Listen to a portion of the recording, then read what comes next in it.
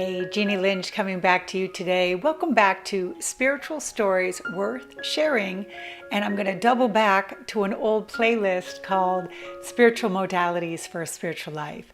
My next guest truly does fit into both categories. So let's just set up today's video and look at where we are in the world today. So take a deep breath and wrap your mind around that. If I had told you a year ago that this is where we would be with the whole coronavirus and social distancing and isolation, right? If I had even thought about this as a possible outcome for 2020, you would have all thought I was crazy, right? But here we are. So we're hearing so much in the spiritual world right now, and through the news, and fear and love and fear, and the contrast between those two energies right now, that we are in the shift. And as we've uncovered in other videos on my channel, right, the shift is just this awareness and consciousness. So what a beautiful layup to my next guest. So let me go back a little bit in time. 2 weeks before the world imploded with social distancing and the coronavirus and us being shut down, this woman came into my office, and we were just really meeting through a connection and understanding that we were both healers and both in the community and both trying to make a difference and so on. So it made sense that we would meet. Well, she told me in that first initial meeting that there was a huge transition that was about to take place, and she had been receiving information on this beautiful transition and this, but it would be like nothing we ever have experienced before, and we were going to be doing things in a whole new way. Well, I remembered her saying it and me thinking, like, the Mayan calendar is going to end, and that kind of energy. But let me just tell you that 2 weeks later I was sitting with her at an event, and that was the day. So I had to call her to come back in, and Dr. Joy Pedersen is coming in today, and we're going to talk and we're going to share her beautiful modality, but also spiritual story we're sharing. And we're going to talk about this amazing concept. Are you ready? Heaven on earth. Wondering what that is? You know what you got to do. Stay listening. That beautiful interview, that information is coming up next.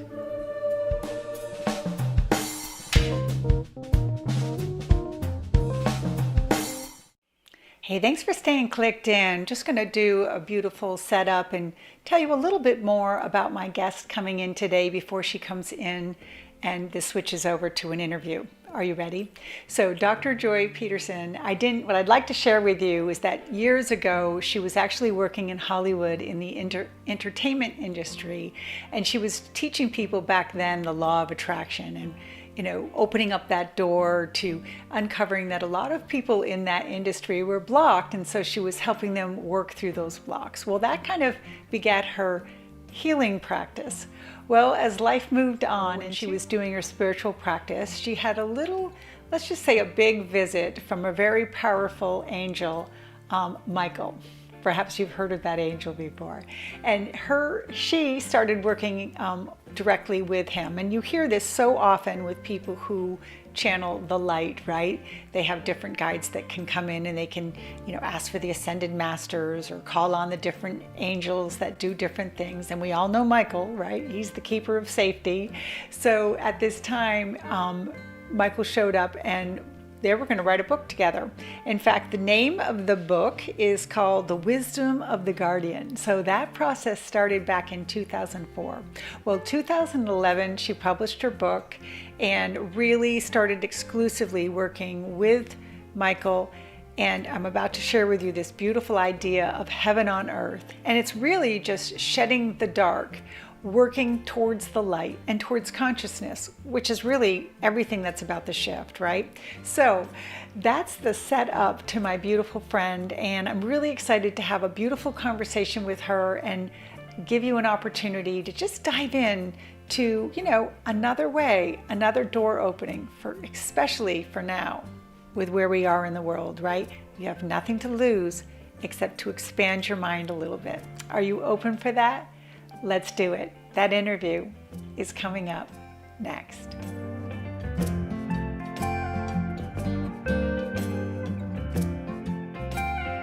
Hey, Joy, Dr. Joy, I'm so happy that you're here today and that you're taking the time, this beautiful time, to talk about all the things that are going on in the world and share your beautiful spiritual story we're sharing. So I really do appreciate you and the audience today. So whether people are listening to this on the Intuitive Mindset podcast or following it on our YouTube channels, we truly do appreciate the audience, right?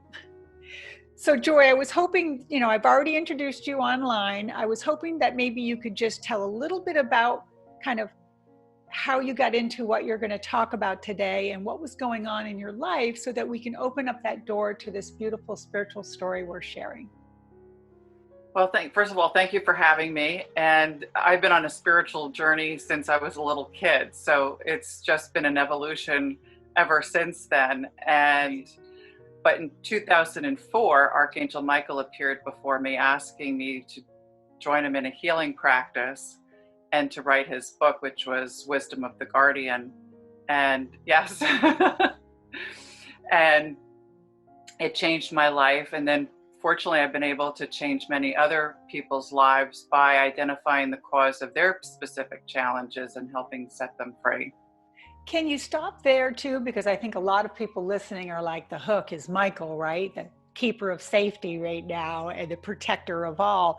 What is it like when you were already working with people spiritually and you felt this presence of this angel?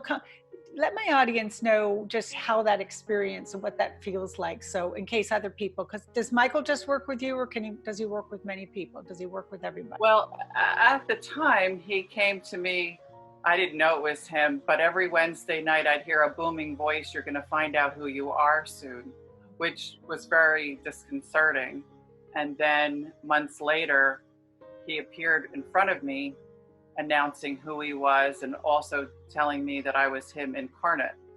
So it was him actually working through my body to help clear the cause of the darkness on the planet. That's a very big job. I'm glad he chose you. Well, we're going to get more into that today too, and I really want to find more out about that. So what was going on was you were already working with people, helping people heal, and then Michael showed up, asked you to write a book with him, and all that started. So you just started paying attention and doing that work.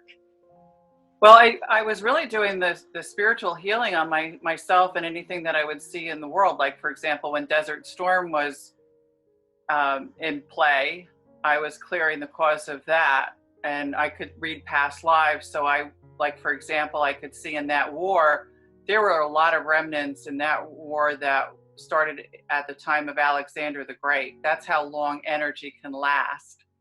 So I worked on that every day. But when Michael came, it was really shifting it more to a actual healing practice.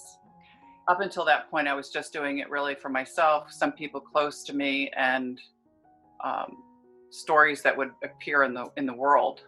So that fits in with how did this change your life? So you went from healing self to healing others. So how did people find you back then? Was it just people you were working with, or did you start a business, or how did you do that? Actually, I was running a business network. Okay. Mostly men came to the network, and I'm thinking to myself, how do I go and tell these people I talk to angels? And I didn't even want to publish Michael's book at the time because I was kind of closeted as far as my views and the ability to speak to the other side. So finally, when I got up the nerve, and really getting up the nerve was clearing my own past lives of persecution first. Got it. Then I could talk about it. So I remember that first time I went to the business network and I said, I have an announcement to make. And I was so nervous. And I said, I talked to angels. This is what happened. This is how I'm going to transition my work. And I thought no one was going to come back. And 3 men hired me. I love that. Yeah, I was shocked because everybody says, oh, it's all women that do this, but my practice is half men. So yeah, no, it was great. And they might not have somebody to really talk to, or get the help they're looking for. My work is non-denominational. There's not a religious component to it, other than if someone wants to clear a religious limitation that they've experienced from whatever religion they've grown up in. So other than that, it's non-religious. And what's great about that is it just attracts people who have a particular need that they want to address and release. I love that. So how did you navigate through that process? So basically you started working with other people, and are you still in California at this point? No, I'm from New Jersey originally. Okay. Enjoy that. When you think about, we're going to open up this beautiful conversation. I put it in the hook, heaven on earth. Is it too soon to open up that door? Because I'm really excited because that kind of begat this other huge thing that is in your life. So can we swing open the door of heaven on earth? Sure.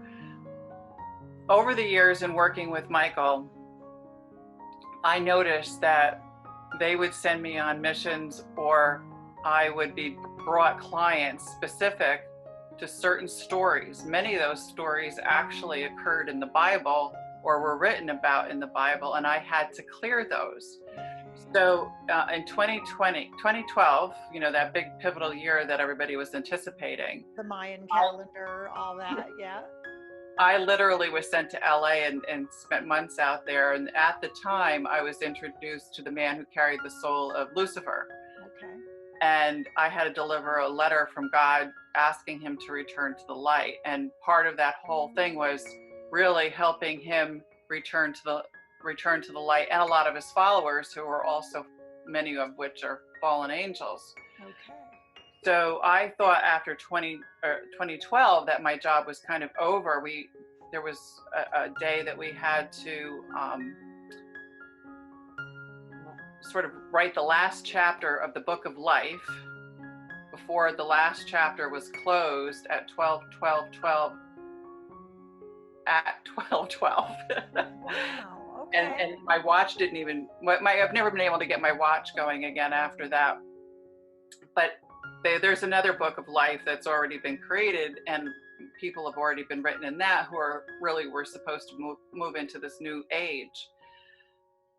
But I went home for Christmas thinking that, okay, my job is done. But then closer to Holy Week in 2013, I had to clear stories like martyrdom, oppression, the story of Adam and Eve, the crucifixion of Jesus, the serpent energy. We were given a new tree of life. And Michael asked one particular couple if they would join me on that Saturday, which we were going to do a ceremony and did a toast aligned with the divine within your own heart to access all there is. And when I left that, Michael said, "Today is the first day of heaven on earth." And I saw massive streams of light coming down. Okay. So that was the opening. But it wasn't until after that the time of tribulation started on August 29th, also at noon. And we would have what was predicted about 7 years of mayhem. Is that what we're in right now? We are in the middle of that right now. And the end of that, however, is dependent on humanity and their choices. So this time is only going to be difficult for those who are not aligned with divinity within. I just have to interject too, because it lines up. I'm so involved and listening to a lot of work on the work of Ra, the Law of One, Dolores Cannon and all her work of past life and, and channeling these stories. And so I'm fascinated by this whole idea of the shift and what you're saying and what I'm hearing. So please tell me if I'm hearing it correctly, that when you say it's all dependent on us, it's the collective consciousness understanding that there is the more positive way, that not the separation, but the oneness of all, which is God, right? And that's what's the expression? We're only as slow as the slowest person in the line, or we're only ahead. So is that what we're talking about? consciousness. We're talking about consciousness. Even when you were talking about thinking before, humanity has been trained to think, and they've overused their thinking brains because that is only based on what happens in the past. Yes. It's only from memory what they've been shown. So if you go into your heart, the heart mind connects to source and all that is, and it's much more expansive. So when someone lives from their heart and connected to source within, they can access all there is. The problem is that people have been trained to go outside of themselves, and they give their power away to those that speak the loudest, those that sound like they know what they're talking about. Now, someone may be speaking loudly and be truthful, and it's appropriate to follow them or listen, but you always want to go in and check with source within your own heart first to discern, is this correct? Do I follow them? So this particular period of time is giving people the opportunity to go within and start reconnecting with source. Got it. And that's the pivotal thing. Now, literally the shift occurred on a spiritual level on March 22nd between like 12 and 1 o'clock. This year? This year. Okay. So there was literally like a switch. It reminded me somewhat, if you're at the stock exchange and, they're going to open the exchange, it sort of was the kind of like that. Yeah. But it happened on the spiritual level. And then God said, it'll be easier for flow and more miracles to occur now, which is the good news. The challenge is cellular memory is so programmed that we're dealing with people having to overcome the limiting beliefs and the fears they've been programmed with. Now, darkness was running the planet. 75% of the planet was run by darkness before I started this work. Got it. The darkness isn't really running the show anymore, but people are still operating in the dark because they haven't learned any different. So what you're saying is we're slow to move, and because of ego and our body and our fear. And I love that point you're making too. They're saying right now there's the most distance between love and fear, and we're vacillating very quickly between the two. Like we go into the grocery store, we're living in fear, and home where we're safe, So it's happening so rapid right now. Do you agree? Yes. Yeah. Yes. So we're on our way. So the next question then would be, and we're just following this process so we can learn everything about this. What did this teach you about yourself? And then how do you offer that out to others right now? One of the things that God told me to teach 2.5 years ago was surrender. Most people don't know how to surrender. And when you can be totally surrendered, you're like on the conveyor belt of life. And it's not an easy concept to learn. Ego definitely gets in the way, and any unhealed emotion can get in the way. And I found, though, the more you learn how to surrender, the easier life becomes. So for me, it's been my own practice of surrender. Now God wants to teach how to connect with Him so everybody can get their own answers. Love it. The challenge I find is how to teach it effectively, because not everybody even knows how to get from their head into their heart. Yeah. And it's a fine line between surrender and giving up, right? Right. So with the law of attraction, we always talk about following following it downstream, not upstream, So that whole idea of letting go and trusting, right? Not I'm going to let go because someone else has a better idea of what I should be doing right now, but that there's a bigger or better plan for me. So that type of surrender. Yes, and I'll use a graphic example because my specialty is clearing darkness. So a colleague and I were working one day, and we're almost like having a courtroom, and you'll have demons show up, and we're in the position at that point to turn them to the light. So I remember one taunting me and saying that, I said, he goes, something about, you're very powerful. And I said, no, I'm not really powerful. I said, it's all God. And he goes, oh, your humility is what gets you in the way. You're much more powerful without that humility. And he was taunting me. And I said, you know what? I really don't have any power whatsoever. It's all God working through me. So here you've got like this big hairy monster in front of you. And in the next moment, we watched him melt, just like the Wicked Witch of the East in The Wizard of Oz, just melted. He couldn't believe that he was just like disintegrating before our eyes. And I realized in that moment, I said, wow, this is so significant to surrender. And it's really, if you just let God take the reins, you don't have to do anything. You just how you're inspired. I love that. You're connecting to another energy too. I've worked with people who are part of the 12-step program, right? So they're going through, and there's this word in the law of attraction, powerlessness, right? Like you have no power. And when I'm doing this work with people, when that word shows up and they're going through that program, they're like, yes, I'm powerlessness, and I'm less.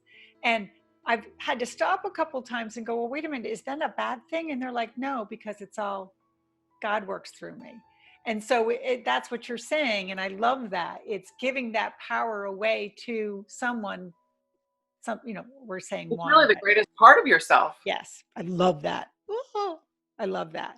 So Joy, let's get into working with you and more of this work. How does somebody come to you who can identify? I mean, you said past lives, and I'm always intrigued by that, clearing the darkness and stuff.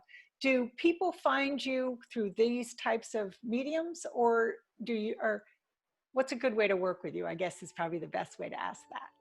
Well, usually people find me through word of mouth or some form of media, social media, etc. But I work over the telephone, so I have an international audience, and we all do now. Anywhere. Huh? I was kidding. I said we're all working virtually right now. Yeah, right. Everybody is. Okay, keep going. So they find you, they can work with you like this, like we're doing a Zoom call. And exactly.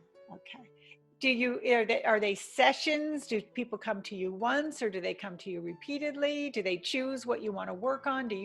How does it go? Well, usually somebody feels like they've been trying everything and whatever they're doing isn't working, so they're kind of open for the assistance. Yeah. A lot of people come from money issues or they're not getting enough business or whatever.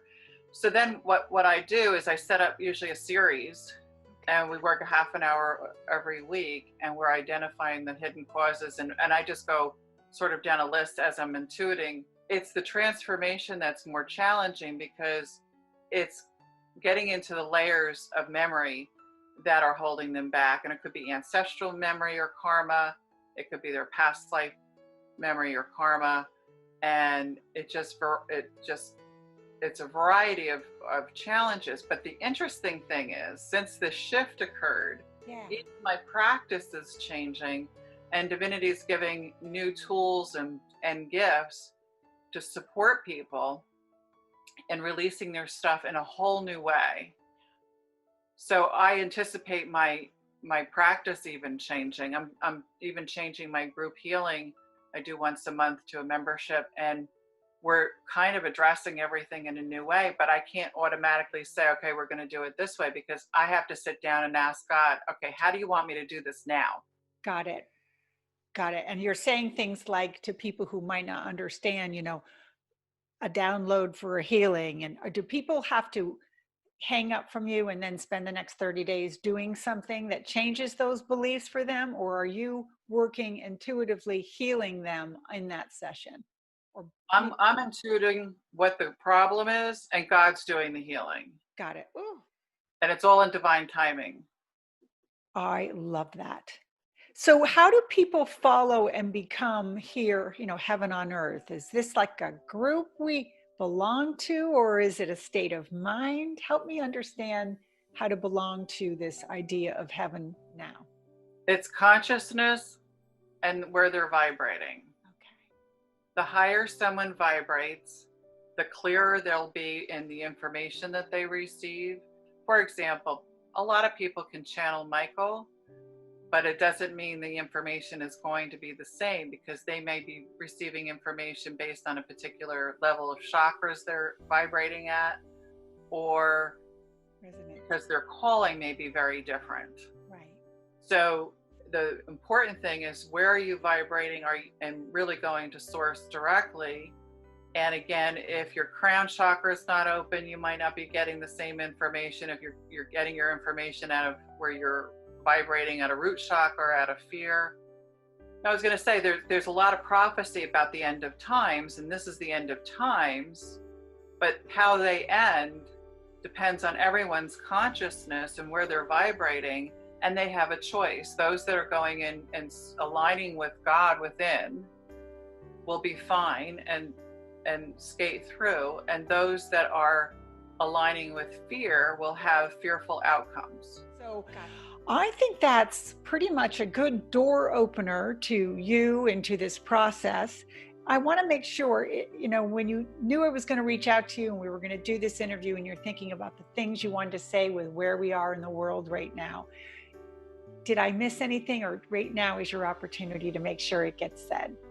I just want to reiterate that where anyone is by more choice than they realize, and they have the opportunity to shift everything for themselves as well as the all, by aligning with divinity within their own heart. And surrendering to divinity will change their life faster than anything.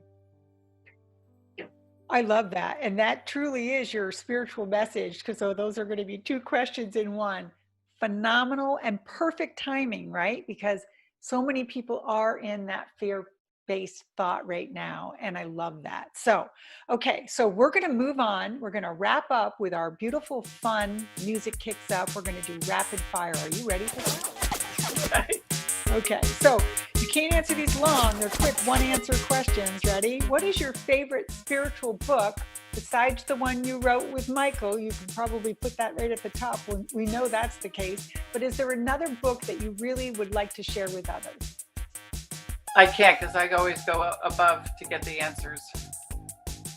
I love that. Okay. When we think about our life lessons, we all kind of seem to be here to learn, maybe we're on one course. Is there a specific course that you feel you are learning in this life? Living in each moment fully will give you the best lessons, the best awareness, and the best results. Love that. What do you love about yourself? My tenacity. Tenacity. First time hearing that in these rapid fires. I love it. What are you doing, Joy, when you're experiencing joy? I'm basically happy, but I love going to the beach. And right now, that's a challenge, so I appreciate you saying that. That is what we have for our beautiful interview today. I truly do appreciate your time. So whether people are following this on the Intuitive Mindset podcast or watching it on our YouTube channels, we appreciate the audience, and I certainly do appreciate you and your time today and giving this and this opening the door to heaven on earth. I'm in. I love it. Thank you, Joy. Thank you so much.